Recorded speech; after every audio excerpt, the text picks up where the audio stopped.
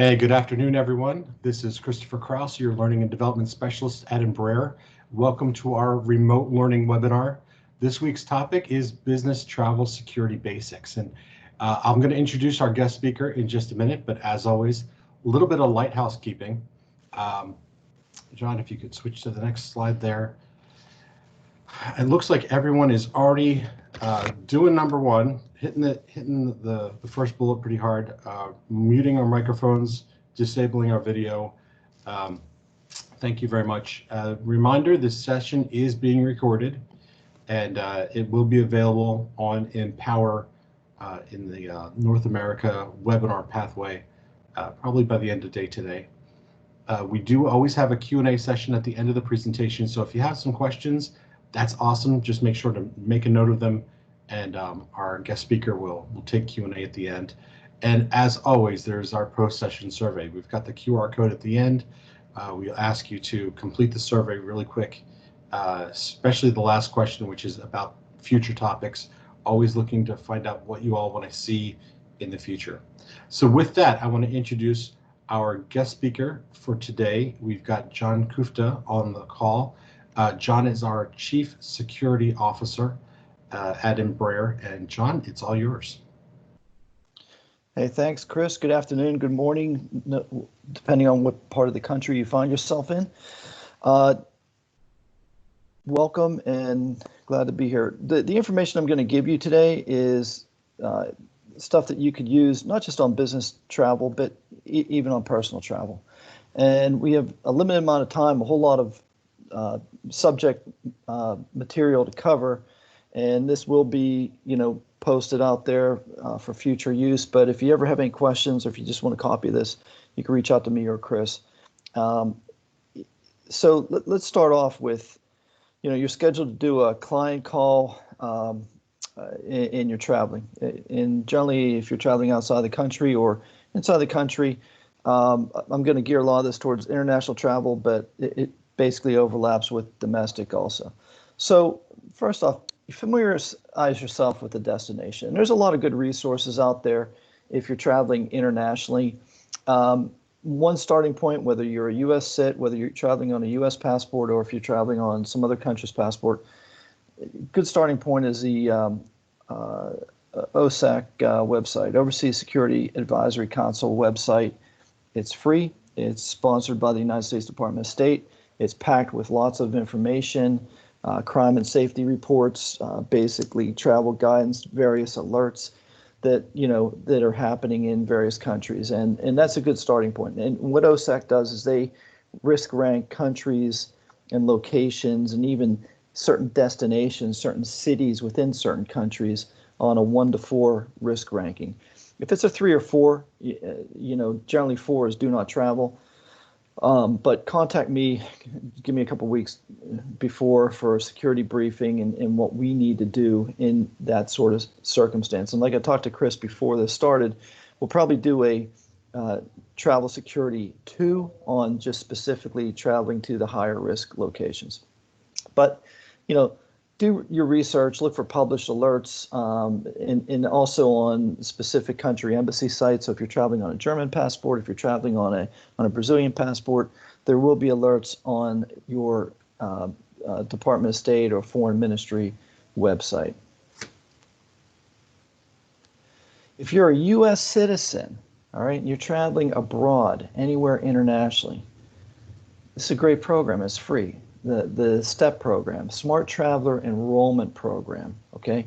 They will give you give them your destination, your travel information, where you're going to be staying, and the consular office at the local embassy at that location will have your information. And you also get email alerts of anything going on, if there's political unrest, if there's a natural disaster, if they need to get in touch with you as in an emergency if something's going on. Like even if you were enrolled, my wife was enrolled in this program, and when the whole COVID thing was happening, she was visiting my daughter in London, right in Europe, safe area. But when they were evacuating or getting people out of when the flights got shut down, she was getting alerts from consular at the U.S. Embassy because she was enrolled in this program that, flights back to the U.S. if you're a U.S. citizen or green card or permanent resident, permanent resident of the United States could still get back. And, it's just a really good thing to be enrolled in. If you're traveling on a Brazilian passport or any other passport, the Ministry of Foreign Affairs has tremendous information out there, travel alerts, various various alerts for travelers. And then, the other thing you want to do is by all means, you want to, no matter where you're traveling to, you want to have the information from your local embassy or your local consulate in that country, and you want to plug that into your phone. If you run into any trouble overseas, or if you need to, get in contact, that's what they're there for, consular services. So again, I put this website in here. If you're traveling on a Brazilian passport, packed with information, packed with travel guidance, packed with, travel alerts, packed with just basic information to assist you if you had trouble, if you were abroad, government assistance. All right, so before you travel, if you're traveling internationally, and I don't care if you're traveling to a level 1 country, level 2 country, or level 4 country, if you, one of the things that, what you want to do is you want to build yourself a dummy wallet. And what I mean by this is, have a fake wallet with you. Something, if you became a victim of some type of a street robbery, or for pickpocketing is big, and it might not even be like an aggravated robbery or something like that. But if you were, a lot of things happen in various countries. So, you want to have something built, expired credit card, a little bit of cash, some useless paperwork that you can just hand over in the event that you, were targeted as a victim. Really critical when you're traveling overseas. All right, make a couple copies of your passport ID page, and that's that front page. It has your picture and your date of birth and your passport number. So if you lost your passport, if it was stolen, you would have that. You also want to give a copy to somebody stateside. All right, before you travel, family, friend, coworker, your PA, whoever, your admin person. Have them keep a copy of your travel document in the event that you, lose it or it's stolen. The other thing is, keep a copy, another copy in addition to your passport, but keep another copy with you. And don't check that in your checked baggage, because we know if we travel a lot, sometimes checked baggage, gets rifled through and people could steal that. But you don't want that falling into someone's hands, but you want to keep that in your carry-on and keep that with you. If you're carrying your computer with you, or keep it in there. And then the purpose of that is, if in the event that you lose your passport or your passport's stolen, you're going to have a readily available copy. What I use, on our company iPhones, if you use that Notes program, you just open up Notes. You see a little camera at the bottom of it.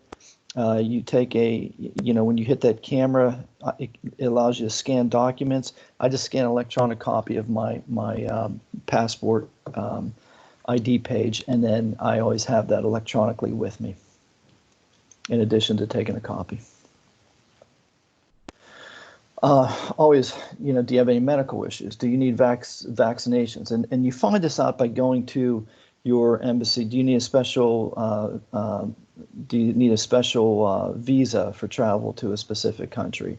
Make sure you have your vaccinations and do all that beforehand, because you might have to make a doctor's appointment. Or I know, like, I went to India a few years back and my doctor couldn't get a hold of the vaccinations that I needed to go there.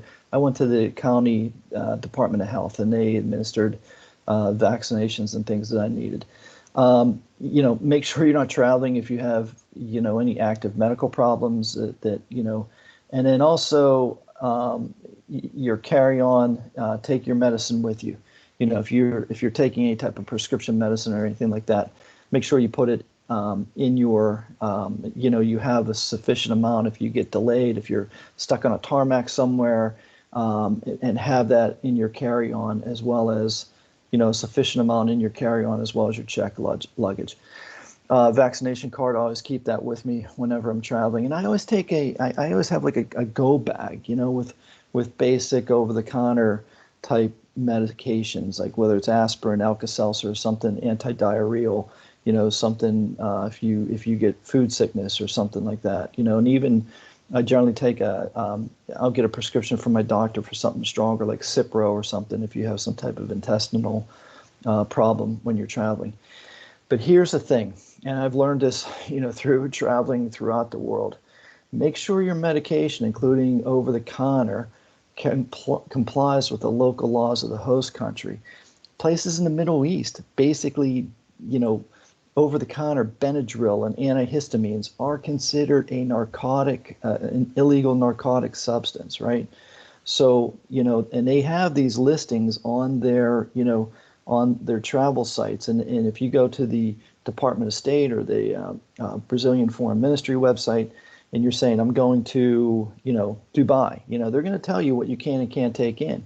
And even most countries, even Western countries, will not let you come into their country with a prescription unless it's in the prescription bottle. And some are even stricter. Some require an actual doctor's excuse. So before, don't run the risk of getting routine, maybe a random search of, you're the sixth person through a border crossing and they pull you aside to check your luggage, and you have medications that doctor prescribed for you. However, you don't have the right documentation along with that for it to be legally in that country. Before you travel, it's always useful to, memorize some local phrases, bom dia. But, download the app. I use the Microsoft app. I went to China, and, a lot of people use Google Translate. I'm not saying pick one app over the other, but I went all through China in a 2-week period using that Microsoft free app. And, even when you're getting into a cab and stuff, I'd speak into it and it would print out in Chinese and in Mandarin, and I could, show it to a cab driver or show it to someone, and they would be able to understand what I was saying.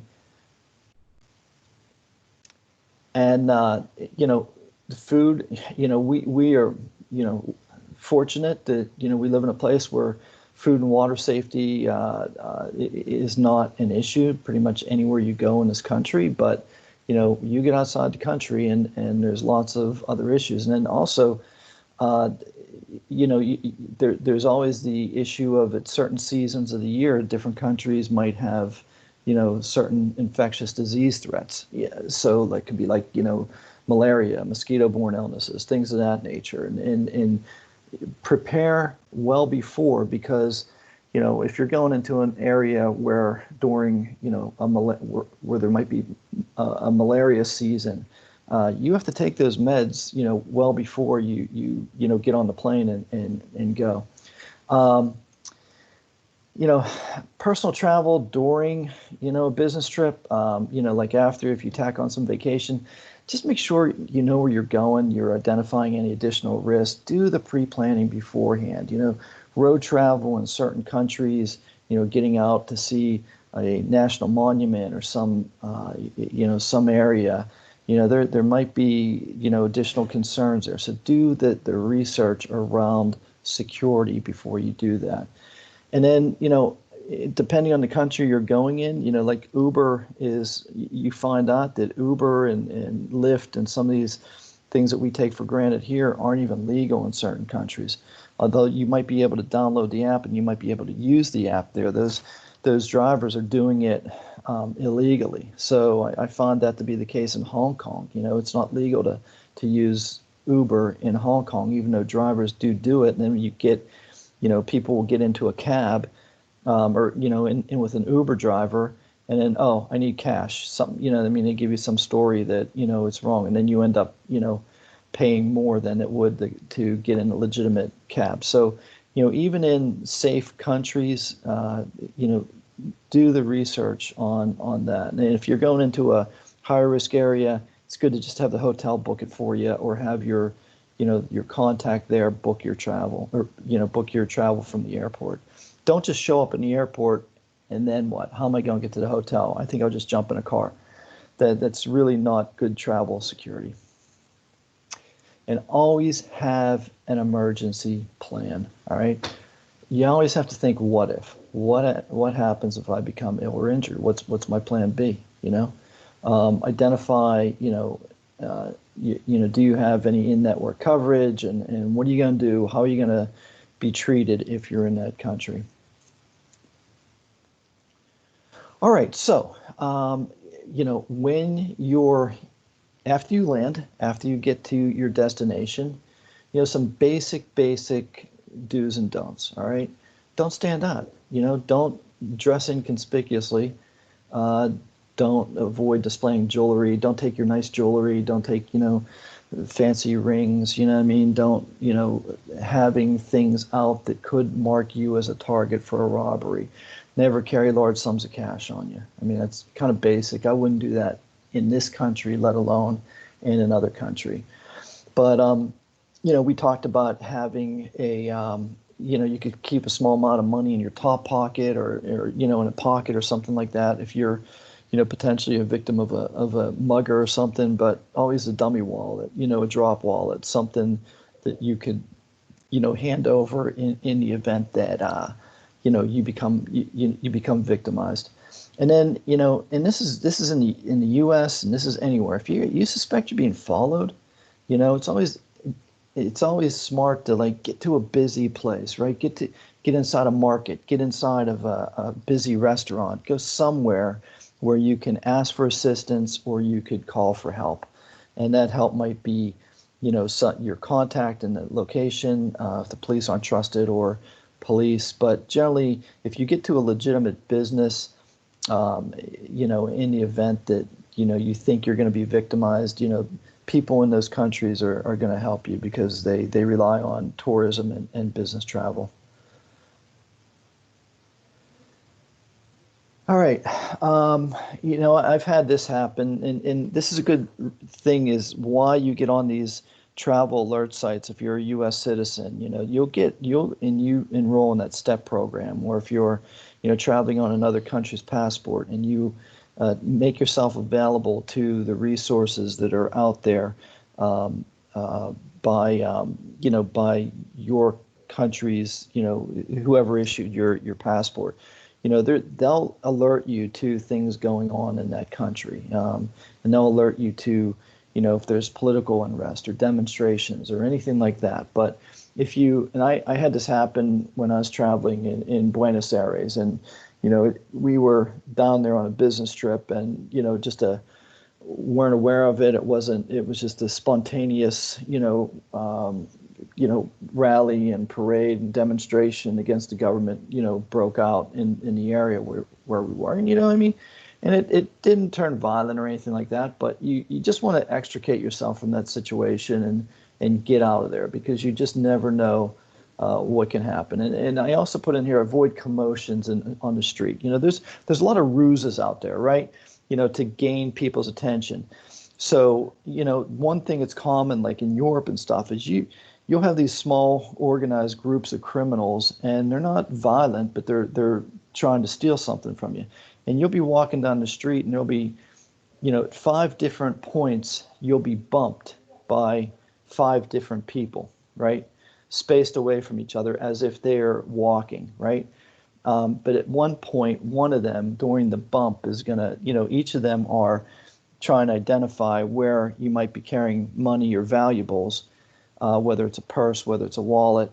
And then they have signals to each other, and as they're bumping you going down the street, like in a crowded street, one of them will, steal from you. Or like what happened to my wife when we were traveling in Germany at Christmas markets, they actually take a knife and they cut the back of a woman's purse and stick their hand in and take out whatever valuables they can. Luckily, her purse was so packed that they didn't get anything. They couldn't even get their hand into it. But, this is the kind of stuff that happens. So just, be cognizant of that. It's always good to walk close to a wall, walk close to, a storefront, and not be out in the middle of a crowd. Basics, don't accept any food or drinks from strangers, and, alcohol and international travel, to me, don't mix, right? If you're not familiar with an area, you get your guard down, you reduce that level of awareness, and it just, doesn't work. So, all right, so let me just go specifically on travel tips for women. All right.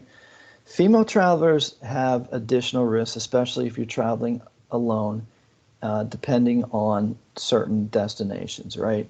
So, observe and respect the local clothing customs, right?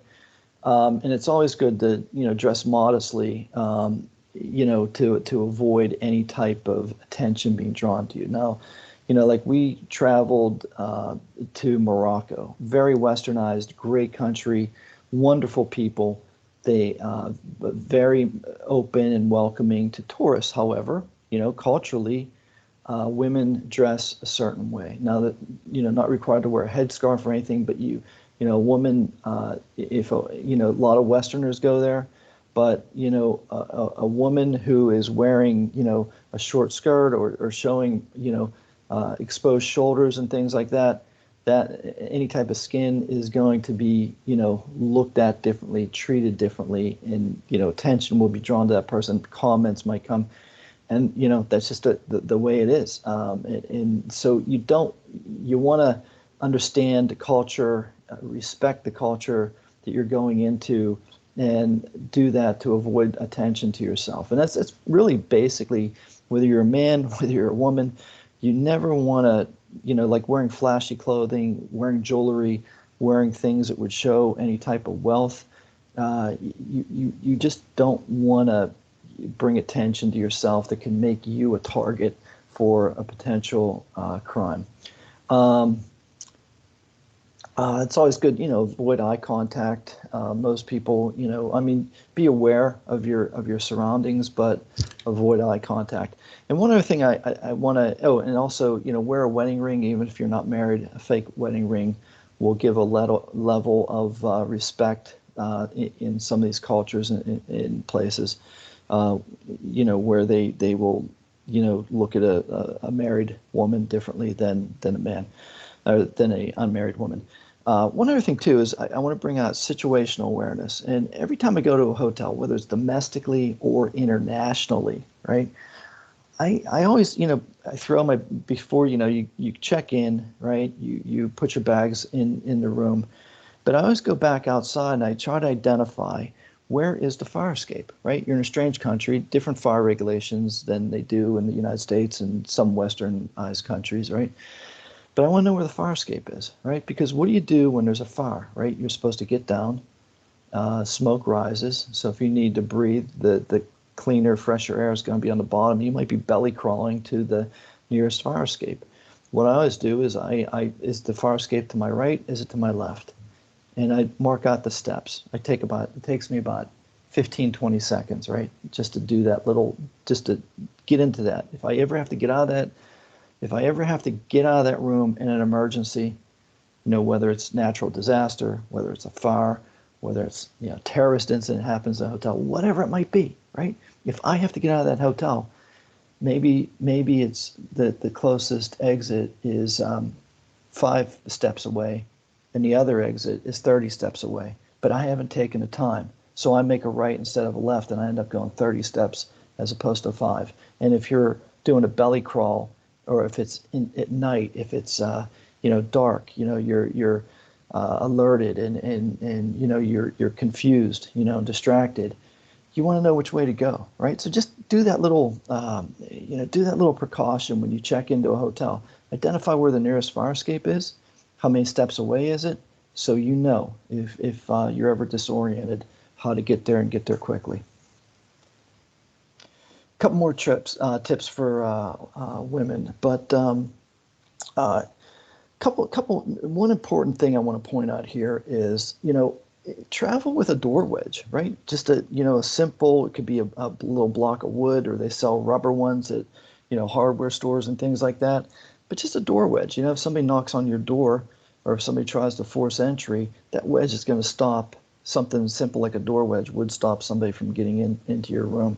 And then also, it's always a good idea to ask the hotel reception to write down your room number instead of saying it out loud. Usually we're in line to check in, there's people behind you. If you've been targeted, right? You don't want, oh, you're in room 315, ma'am. It's always good just to have them write it down. And most hotels do this now, but it's always good to ask them to write it down as opposed to announcing it out loud. And then if you're traveling alone in certain countries, and if you've done your research on that, especially, just stay at the hotels, restrict the evening entertainment, don't go out by yourself. That's the best way to travel. Okay, so I have some additional advice for LGBT travelers. And, homosexuality is illegal in many countries, and that's the reality of the situation. And you'll be treated differently depending on countries that you go to. So again, the whole idea is don't bring attention to yourself, all right, and take some basic travel precautions, all right. Keeping a low profile, right? So you don't face harassment, but things that would draw attention certainly would be PDAs, public displays of attention, or I never talk about any political issue. I was in, I'm a former FBI special agent, and that's considered a national security position, and a domestic intelligence position.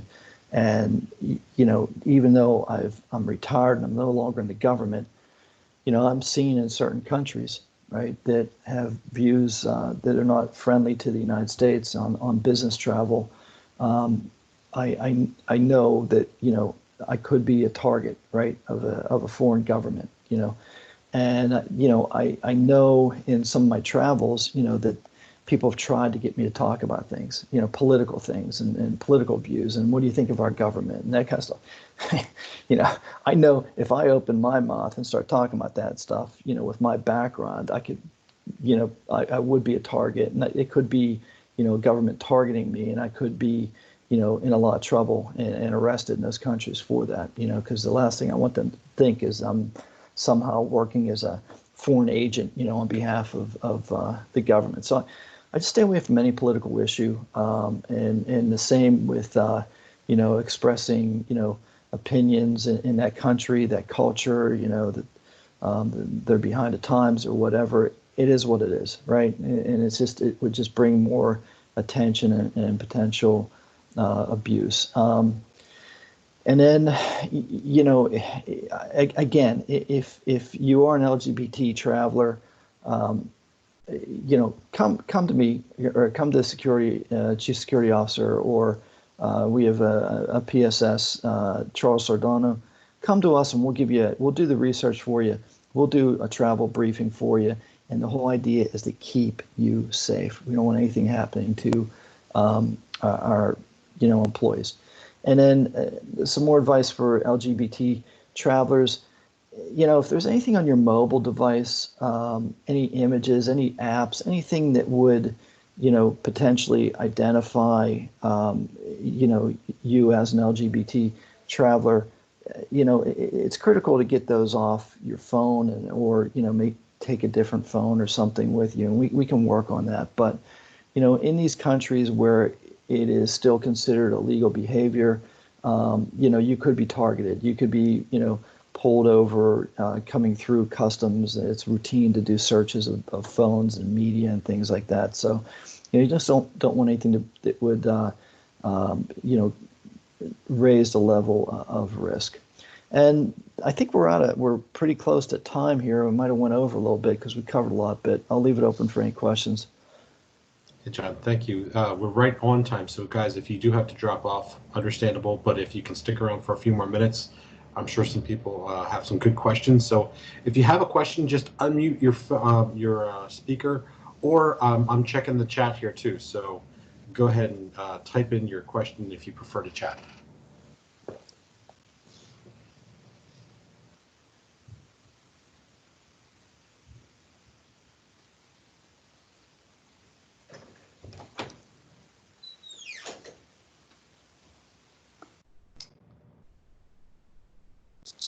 Hey, John. Yes. This is Henrique. Hey, Enrique. How's it going?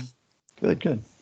Hey, just wanted to say thank you. Appreciate very valuable information you're bringing to us. You know, some of it is common sense, but it's never too much to reinforce it, and some of it is new too. So appreciate that. Thank you. Sure.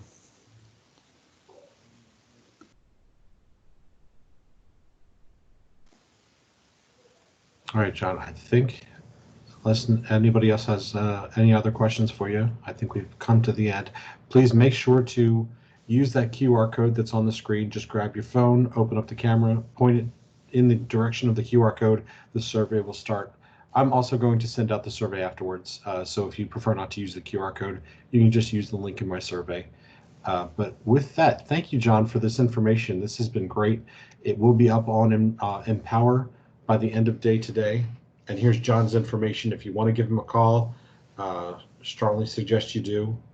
And great. Thanks, John. Or email me. That's that funny spelled name. So there you go. And I'm happy, and we're happy to do any debrief or put together any type of security measures that you need, and do the research for you on any travel if you have any concerns. Please come to us in advance.